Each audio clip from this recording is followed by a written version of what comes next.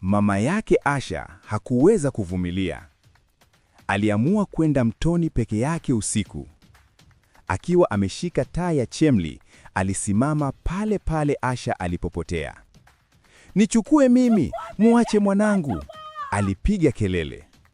Ndipo maji yakaanza kutulia na uso wa msichana ukaonekana juu ya maji. Haikuwa sura ya Asha. Ilikuwa sura ya dada yake aliyepotea miaka 10 iliyopita. "Ulivunja ahadi yako mama," sauti ilisema kwa huzuni.